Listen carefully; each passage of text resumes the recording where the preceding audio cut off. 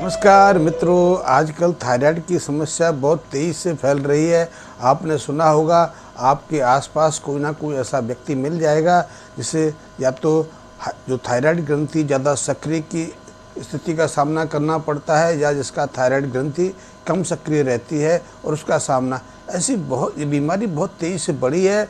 लेकिन यदि हम बात करें आज से 70-80 साल पहले की, तो भारत में मात्र इसके कुछ लाख रोगी होते थे। आज भारत में करीब करीब 25 करोड़ से ज़्यादा लोग ऐसे हैं जिनकी थायराइड ग्रंथि विकृत है, विकारग्रस्त है और इसके कारण उनका स्वास्थ्य बहुत तेज़ी से बिगड़ रहा है। आपने सुना होगा, जिसकी थायराइड ग्रंथि कम सक्रिय रहती है उसका शरीर फूलने लगता है, हृदय अनियमित काम करता है, बीपी बढ़ने लगता है। और इसके विपरीत यदि हृदय उसकी थायराइड ग्रंथि अति सक्रिय हो जाए तो उसको फिर ऐसी समस्याओं का सामना करना पड़ता है। ऐसे में उसकी हार्ट बीट बढ़ जाती है, उसको बीपी रहने लगता है, हृदय संबंधी विकृतियाँ आ जाती हैं। और थायराइड संबंध विकृति के साथ स्त्रियों का बहुत गहरा संबंध है कि जिन स्त्रियों को थायराइड ग्रंथि की कोई समस्या पैदा हो जाती है उसके कारण उनकी जो मासिक धर्म संबंधी समस्याएं वो अचानक बढ़ जाती हैं। ज़्यादा दिन तक रक्तस्राव होता है,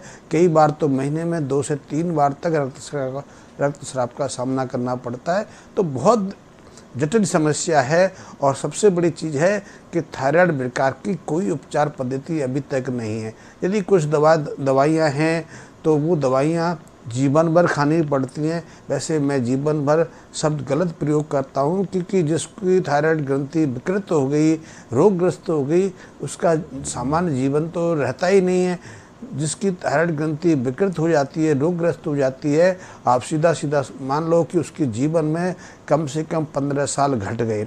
और जिसके 15 साल घट गए, हम कैसे कह सकते हैं कि जीवन भर उसे दवा खानी पड़ेगी? हाँ, जब तक वो जिंदा है तब तक दवाइयाँ खानी पड़ती हैं और निरंतर खानी पड़ती हैं। फिर भी उसकी जो जटिलता हैं, थायराइड संबंधी जो विषमता हैं, वो पनपती रहती हैं और उनके कारण उसे कई तरह की समस्याओं का सामना करना पड़ता है। लेकिन यदि आप थायराइड संबंधी विकृति से मुक्ति चाहते हैं तो इसका सहजता से आप उपचार कर सकते हैं, सहजता से इससे मुक्ति पा सकते हैं। तो उसके लिए आपको कोई दवा के लिए पैसा खर्च करने की आवश्यकता नहीं है। आप सिर्फ योग की कुछ क्रियाओं का अनुसरण कर सकते हैं, जिनमें पहली है, आप नाड़ी शोधन प्राणायाम कर सकते हैं। मैंने नाड़ी शोधन के बारे में पहले कई वीडियो विस्तार पूर्वक बताया है, तो आप शुरुआत नाड़ी शोधन प्राणायाम से कर सकते हैं। दूसरा, इसके साथ में आप भस्त्रिका प्राणायाम का अभ्यास कर सकते हैं। भस्त्रिका का भी थायराइड ग्रंथि के साथ बहुत गहरा संबंध है। थायराइड ग्रंथि के साथ इन्हीं अन्य जो शरीर की अंतःस्रावी ग्रंथि हैं उन पर भस्त्रिका कपालभाति प्राणायाम का बहुत सीधा प्रभाव पड़ता है। तो आप कपालभाति का अभ्यास कर सकते हैं। और तीसरा, यदि भ्रामरी प्राणायाम का निरंतर अभ्यास करते हैं तो आपकी थायराइड ग्रंथि अपना सामान्य व्यवहार दोबारा से करने लग जाती है, यानी वो पुनः सामान्य स्थिति में आ जाती है। वैसे थायराइड ग्रंथि के लिए ऐसा कहा जाता है कि शरीर के अंदर आयोडीन की कमी हो जाती है। लेकिन यदि हम 60-70 साल पहले की बात करें तो भारत में थायराइड ग्रंथि विकारग्रस्त रोगियों की संख्या मात्र कुछ लाख थी, और वो भी जो हिमालय के तलहटी के क्षेत्रों में रहते थे, जैसे कि कांगड़ा वैली थी, बिहार के कुछ क्षेत्र थे, उत्तर प्रदेश के पीलीभीत के आसपास का नैनीताल का क्षेत्र था, काठगोदाम का एरिया। लेकिन मध्य भारत में या भारत के दूसरे भागों में थायराइड रोग नाम मात्र को भी नहीं था। आज तो थायराइड रोगियों की संख्या कहीं भी चले जाइए लाखों में मिल जाएगी। पूरे देश में करोड़ों थायराइड के रोगी हैं। तो आप यदि इससे मुक्ति चाहते हैं तो आप पहली है कि प्रातःकाल खाली पेट आप सिद्धासन में बैठ के, सुखासन में बैठ के या पद्मासन में बैठ के अपनी कमर को सीधा रखें, गर्दन को तना हुआ सीधा रखें, छाती आपकी निकली हो और आपने नाड़ी शोधन प्राणायाम का अभ्यास करना है। नाड़ी शोधन प्राणायाम के कई प्रारूप हैं, लेकिन आपने जब शुरुआत करनी है तो आपने बाएं नासाद्वार से गहरा लंबा श्वास खींचना है और दाहिने नासाद्वार से उसको निकालना है। जैसे कि मैं आपको बताऊं कि आपने बाएं नासाद्वार से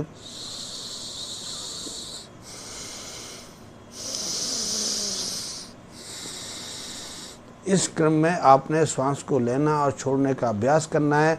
शुरुआत में कम से कम 3 मिनट तक इस अभ्यास को बनाए रखना है और इसकी अवधि को बढ़ाते जाना है। हम यदि इसको 6-7 मिनट तक कर सकते हैं तो आपके शरीर पर इस नाड़ी शोधन प्राणायाम का चमत्कारिक प्रभाव होता है। आप इसको करिए। आप जब भी ये योग क्रियाएं करें तो खाली पेट करें। खाना खाने के बाद ऐसे प्राणायाम कभी नहीं करने चाहिए, और यदि आपने खाना खा लिया है तो कम से कम 2.5 से 3 घंटे इंतज़ार करिए, उसके बाद आप ये योग क्रियाएं कर सकते हैं। हाँ, यदि आप खाली पेट नहीं कर सकते तो थोड़ा बहुत तरल आहार ले सकते हैं, जैसे कि दूध ले सकते हैं, आप हर्बल टी ले सकते हैं, या फिर आप नींबू शिकंजी जैसा कोई भी फलों का जूस ले सकते हैं। आप नाड़ी शोधन प्राणायाम के बाद कपालभाति प्राणायाम करेंगे। कपालभाति के बारे में आप जानते हैं कि आपने श्वास खींचना नहीं होता, बल्कि आपके फेफड़ों में जो श्वास भरी होती है उसे झटके से आपको बाहर निकालना होता है, और ये निकालने की जो गति है कम से कम 1 मिनट में 45 बार या 60 बार, आपको जो सुविधा लगे 45 से 60 बार इस क्रम को दोहरा सकते हैं। और इस क्रिया को भी कम से कम शुरुआत में 3 मिनट तक जारी रखना आपके लिए बहुत आवश्यक है। क्योंकि 3 मिनट तक आप यदि कपालभाति प्राणायाम करेंगे तो आपकी जो सूक्ष्म ग्रंथियाँ हैं, मस्तिष्क के जो सूक्ष्म केंद्र हैं, वो उससे प्रभावित होने लगते हैं और शरीर पर उनका प्रभाव दिखाई देने लगता है। और आप जानते हैं कि थायराइड ग्रंथि भी एक अंतःस्रावी सूक्ष्म ग्रंथि है, जो हमारे गले के अंदर तितली के आकार में स्थित रहती है। इसका वजन मात्र कुछ ग्राम रहता है, और कई लोगों में जब ये थायराइड ग्रंथि आकार में बढ़ जाती है, इसको हाइपरथायराइडिज्म कहते हैं, तो इसका वजन भी बढ़ जाता है और उसका तो कोई उपचार नहीं है, उसको तो काट के निकालना पड़ता है। और कई बार तो थायराइड ग्रंथि में कैंसर की समस्या भी हो जाती है। तो ऐसे में ऑपरेशन कराने के बावजूद भी रोगी की जो जीवन है कुछ महीने या 1 साल तक बचता है, अन्यथा निश्चित है कि उस समस्या में रोगी को मृत्यु का सामना करना पड़े। लेकिन आप यदि योग की क्रियाओं का अनुसरण करेंगे तो निश्चित रूप से आप तीव्र जीवन का आनंद भोग पाएंगे। आप उन विकृतियों से सहजता से मुक्ति कर पाएंगे। आपको धैर्य रखना है, आपने नियम पूर्वक उसका पालन करना है, नियम पूर्वक योग की क्रियाओं का अभ्यास करना है, तो आपको आपके इन जटिल असाध्य रोगों से सहजता से मुक्ति हो जाती है। इन प्राणायाम की क्रियाओं में तो इतनी शक्ति है, क्योंकि ये हमारे शरीर के अंदर प्राण का संचय बढ़ाते हैं, प्राण का वहन करते हैं, प्राण को हमारे अंदर शरीर के अंदर संग्रहित करके रखते हैं। तो जब इस शरीर के अंदर प्राण की शक्ति ज़्यादा है तो उस पर मृत्यु कैसे हावी हो सकती है, वो शरीर कैसे रोगी हो सकता है। तो प्राणायाम के माध्यम से तो थायराइड जैसे नहीं, अन्य असाध्य रोग भी ठीक हो जाते हैं। कैंसर तक की समस्याएं, जिनके शरीर में ट्यूमर बन जाते हैं, ना ठीक होने वाले घाव बन जाते हैं, या रक्त की संरचना में बदलाव आ जाता है, या जिनके ऊपर किसी तरह की कोई दवाई नहीं करती, मात्र प्राणायाम के माध्यम से, श्वास की कुछ क्रियाओं के माध्यम से उनका शरीर सहज सामान्य व्यवहार करने लगता है और उन जटिल लोगों से सहजता से मुक्ति पा लेता है। कैंसर की कोई अवस्था हो, यदि आप में सामर्थ्य है, आप कर सकते हैं, तो इन सहज सामान्य क्रियाओं का अभ्यास शुरू करिए। धीरे धीरे आप देखेंगे कि आपके शरीर में स्वास्थ्यकारी प्रभाव आने लगा है। तो यदि आपने थायराइड ग्रंथि से पीड़ित हैं, थायराइड ग्रंथि से मुक्ति पानी है, तो आप पहले नाड़ी शोधन प्राणायाम का अभ्यास करेंगे, दूसरा उसका कपालभाति का अभ्यास करेंगे, और तीसरा इस विकार के लिए, इस रोग के लिए तीसरा प्रमुख जो योग क्रिया है, प्राणायाम आधारित जो कार्य है, वो है भ्रामरी प्राणायाम। आप सुना होगा कि एक पहले, अब तो आप लोगों में से बहुत लोग जानते ही नहीं होंगे कि भंभरे जैसे कोई कीट पतंग होते थे। यदि आप अपने माता बाप से पूछेंगे, बुजुर्गों से पूछेंगे, तो बताएंगे भंभरे का हमारे जीवन में कितना महत्व रहा है। आज भंभरे नहीं है, इसीलिए हमारी फसलें प्रभावित हो रही हैं, हमारे फल फूल प्रभावित हो रहे हैं, क्योंकि भंभरे जैसे कीट पतंग ही पराग क्रिया में महत्वपूर्ण भूमिका निभाते थे। तो भंभरा जब फूल के आसपास मंडराता है तो उसके पंखों से एक ध्वनि पैदा होती है, उसको हम भंवर कहते हैं। साहित्यकारों ने, गीतकारों ने तो उसको भ्रमर गीत का नाम दिया है। तो आपने ऐसी ध्वनि जब श्वास को बाहर निकालते हैं पैदा करनी है। तो जो भ्रामरी प्राणायाम है उसका अभ्यास आपके लिए, आपकी कंठ नलिका के लिए, आपकी जो थायराइड ग्रंथि है, ये गले के अंदर जितने भी ग्रंथियां हैं उनके लिए बहुत महत्वपूर्ण है। इसके माध्यम से आपकी आवाज़ सुरीली हो जाती है।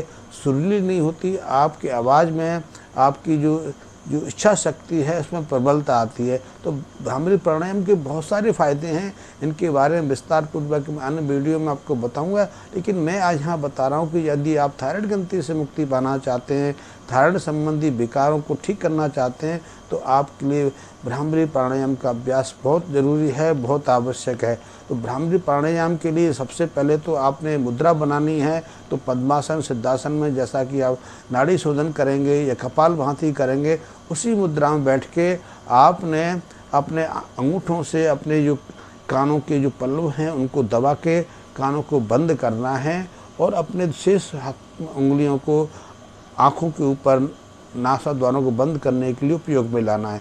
इस तरह फिर श्वास को अच्छे से भर के फिर गले से भमर जैसी आवाज़ करती है उसको निकालना है। जैसे कि मैं आपको बताऊं, आपने ऐसा करना है,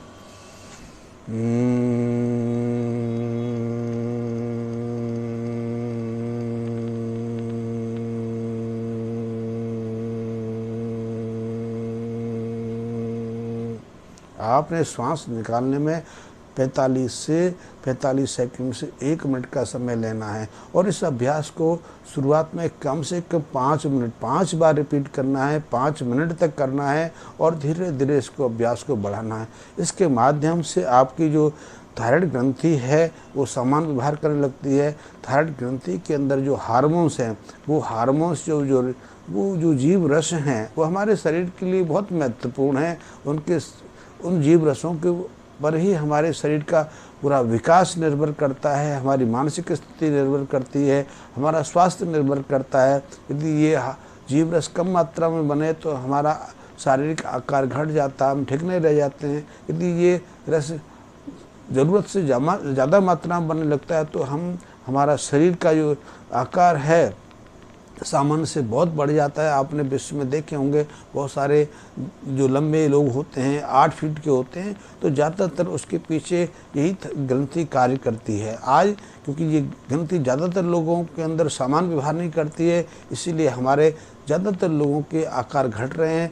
हम अपना पूरा आकार ग्रहण नहीं कर पाते। हमारे माँ बाप जिस हाइट के थे, जिस ऊंचाई के थे, हमारी जो ऊंचाई है उससे घट रही है। हाँ, मोटे अवश्य हो रहे हैं क्योंकि ये थायराइड कम कार्य करती है और जब कम कार्य करती है तो हमारा शरीर बढ़ने लगता है। तो ऐसे में आप ये 3 प्राणायाम मैंने जैसे बताया कि आपने पहले नाड़ी शोधन प्राणायाम करना है, दूसरा उसके बाद कपालभाति का अभ्यास करना है और तीसरा उसके बाद भ्रामरी प्राणायाम का अभ्यास करना है। इससे ये ग्रंथि सामान्य व्यवहार करने लगती है, सामान्य मात्रा में जीव रस यानी हार्मोन्स पैदा करने लगती है। यदि आपकी हालत ज़्यादा खराब है, आप ज़्यादा तेजी से परिणाम चाहते हैं, तो आप योग की अन्य क्रियाओं का भी इसके लिए प्रयोग कर सकते हैं। जैसे कि आप मत्स्यासन का प्रयोग कर सकते हैं या फिर हलासन का प्रयोग कर सकते हैं।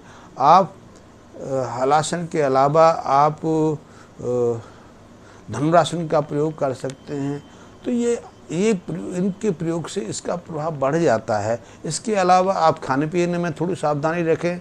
आप चीनी का प्रयोग मत करें, क्योंकि चीनी में बहुत सारे ऐसे रसायन रहते हैं जो ऐसी विकृतियों को पैदा करते हैं। फास्ट फूड का सेवन मत करें, क्योंकि फास्ट फूड, नमकीन जो जितने भी हमारे बाज़ार में उपलब्ध हैं उनको कारण भी एक प्रमुख कारण माना जाता है कि उसके कारण हमारे देश में थायराइड ग्रंथि संबंधी विकार बहुत तेज़ी से बढ़ रहे हैं।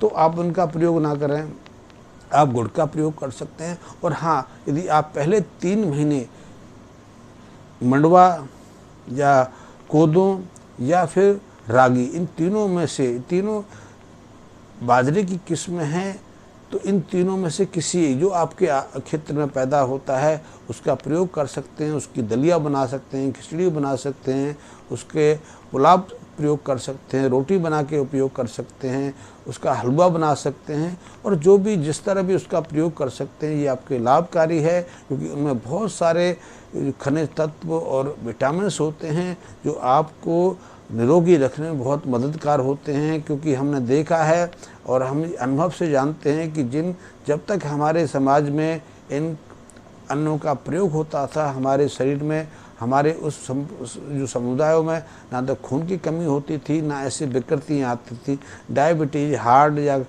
थायराइड जैसी बीमारियाँ तो वहाँ को सुनने को कभी मिलता नहीं था। गर्भावस्था में स्त्रियों की खून का लेवल भी 14 ग्राम के आसपास रहता है। आज हमारे देश में मात्र 13% ऐसी स्त्रियां हैं, चाहे वो शहरों में रहती हों, संपन्न परिवारों में हों, चाहे वो स्वयं डॉक्टर भी हों, उनमें खून की जो औसत जो क्षमता है वो 7, 8, 10 से ज़्यादा कहीं नहीं मिलेगी।